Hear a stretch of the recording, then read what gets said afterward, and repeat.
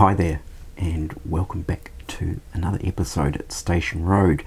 Now today we make a journey back to the coal merchant's yard, where I finally add some interior detail into the boiler repair workshop.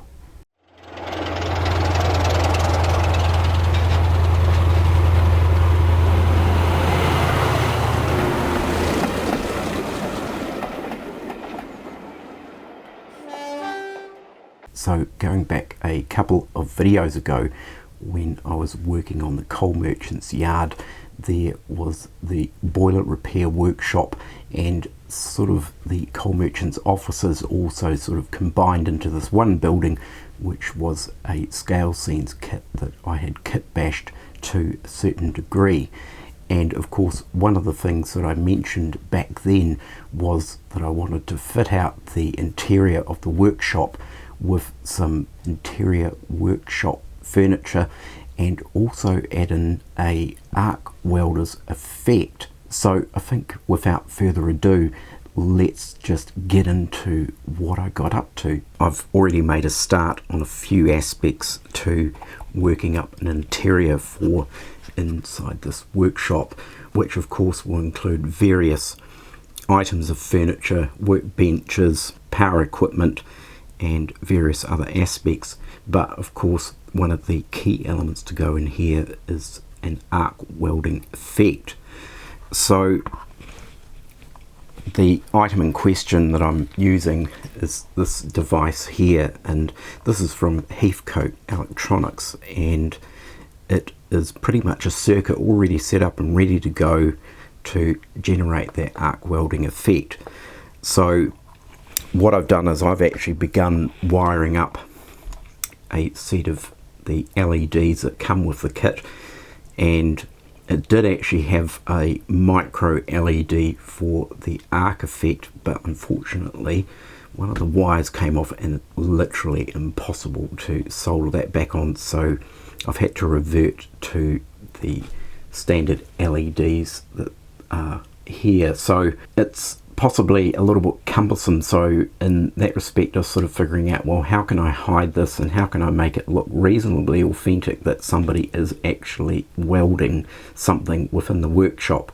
So we have our little arc welder chap here, which is actually a knock figurine. It's the closest I could get, which is available here, and we've got somebody arc welding and they've got their arc welding mask on as well, so that works out quite well. So what the plan is I'm going to make up a kind of like a boiler, I guess. In a way, it's not prototypical to anything at all, it's just simply a representation of some kind of boiler. So what I've actually done is this is all made out of plastic hard components, and we've got these two housings here. There'll be of course another one of these in this hole here, and what I've done is actually covered that front piece in some clear acetate, and there's a tiny little wee hole that I've drilled through there. So the idea is the LED is actually going to slot in through the back here, and the arc welding component, which of course is the blue flashing light, will actually just be visible through that hole, and then the red glowing light, which is really for this, representing that hot metal effect, will be sitting in behind. So the idea is once this is all spray painted in some kind of rusty brown grey metal colour, I will then rub back where this LED is and possibly rub back a little bit of the paintwork so that we get the orange glowing effect also coming through. So that's the theory. Whether or not this is actually going to work, I have no idea. So this component here I've yet to complete, so we've got the other piece here which is actually going to poke in here, and I can just slot that in here very carefully now without breaking it, and that's going to be poked into there. So we've got our two components, and then there's a back piece going on here which will create this sort of some kind of boiler or furnace type thing. And then of course we're going to have some plasticard around the edge and curve a bit of plasticard over the top. And once I've done all that, then it can be all spray painted and painted up and weathered to make it look like a rusty old furnace or boiler of some sort.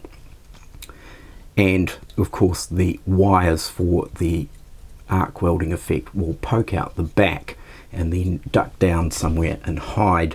And then of course our chap who is welding is then going to be standing in front and welding that particular spot there. So the idea is hopefully we'll actually get it looking pretty accurate that the welder is welding that part of the metalwork on the front of this furnace or boiler or whatever you want to call it. So that's that component there. Now one of the other things I'm going to do, and this was actually a suggestion from somebody who commented when I was working back on this maybe a month or two ago, of why don't I include also a type of gantry crane in here, which actually would make complete sense, because things like this, for example, how on earth would you get that inside the workshop without the aid of some kind of moving crane?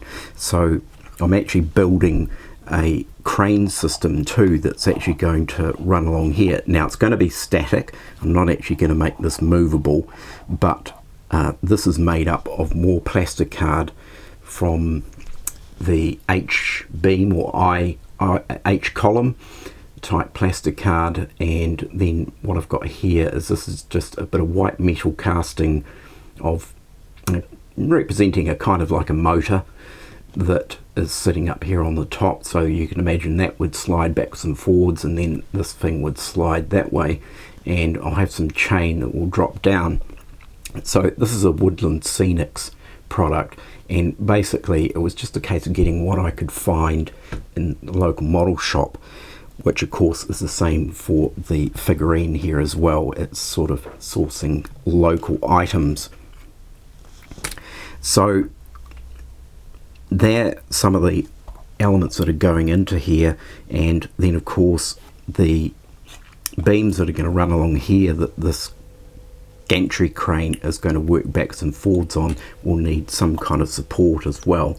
So I did do some research on similar types of indoor gantry cranes that move up and down, and what I've found is often there were brick columns that went up and down. So what we've got is making up some card strips here which are going to be covered in more of this brick printed material, and they'll be slotted in here, and that will give the support for some more H-beam that'll run at the top of the walls. So yeah, it's quite a lot there actually. And in the garage of course I've got some of the furniture being primed and painted and so forth at this current stage as well. So we'll just carry on, and I think really what I'm going to continue with is finishing off this sort of makeshift furnace type boiler element and popping in this LED and getting it all to hopefully work, and then of course figuring out this wiring. So I'm going to have to put a hole underneath here to slot in here somewhere where the lighting is going to depart the building, and of course I think what I might do is just anchor this whole thing underneath the building and have a square hole cut in the baseboard that this simply slots down into. I think that's going to be the easiest way. Some of the other items that I'm going to put, there will be some outdoor lighting as well through here, and somewhere I probably really should pop in an interior light as well.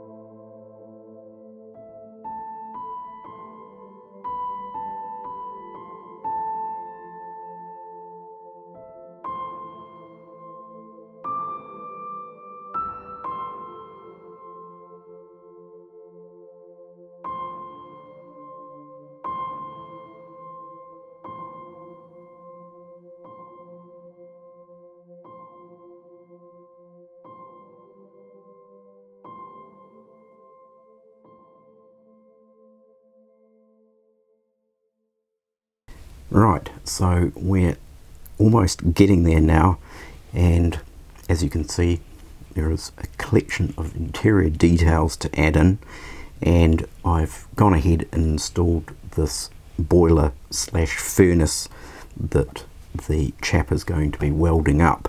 So that's situated in kind of on an angle so that you can sort of see it through the doorway a bit better, and that's just sitting on a couple of pallets too, because I sort of kind of guessed maybe that they might sit on pallets when they're sort of moving things about. So the circuit board is attached to the underside, and of course the baseboard will have a cavity that will accommodate this circuit board and the wiring. So I've actually used some spare points or holes on the circuit board to connect up the internal and external lighting as well. So we've got an outdoor light here, and then there's also an interior light positioned on the wall in the back as well.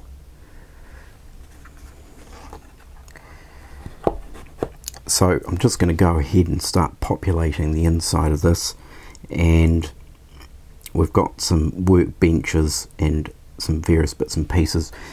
Because the space is so small, there was no way I was going to be able to fit all the material in there that I bought from West Hill Wagon Works. So the benches are West Hill Wagon Works, most of the stuff is from them, bar this element here, which is another Woodland Scenics white metal casting as well. So this is the very fiddly bit, so I'll probably just speed through this process.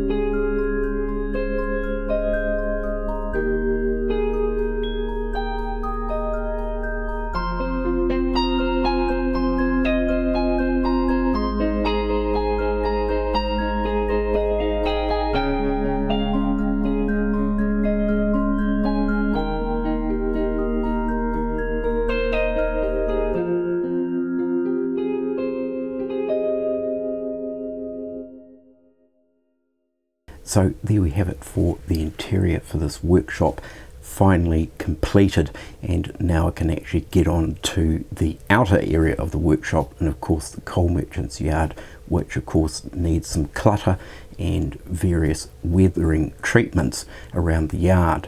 So I will say there are certainly some elements within the workshop that aren't exactly prototypical, and they're really just there as a suggestion or an idea of the crane. For example, the hook is probably really a little bit too large, and the whole mechanism is not really prototypically correct in any way. As I said, it is there to suggest the idea that there is a crane that is able to move heavy items around inside the workshop. So I've yet to cut the cavity in the baseboard, of course, where all the electronics and wiring is going to sit in place. Once I've done that, then of course I can place this into the layout, and I'll take some more footage and see how it looks. So I'll leave it there for this video. I certainly hope you've gathered some inspiration and some ideas for your own layout. Maybe you want to go and try out an arc welding effect. Of course, the circuit that I bought was from Heathcote Electronics, but I know that there are other manufacturers making similar products that do a very similar effect. So I'll leave a link in the description below, of course, for the Heathcote Electronics, and also pop a link in there for the Westhill Wagon Works items that I also purchased. They had some absolutely fantastic items there, and the detail is incredible. In some respects, I'd possibly say the detail is a little bit too much because they can be extremely fragile. So I'll sign off now. Do take care, everyone. Look after yourselves. Don't forget to like and subscribe, and I will catch you next time. Bye for now.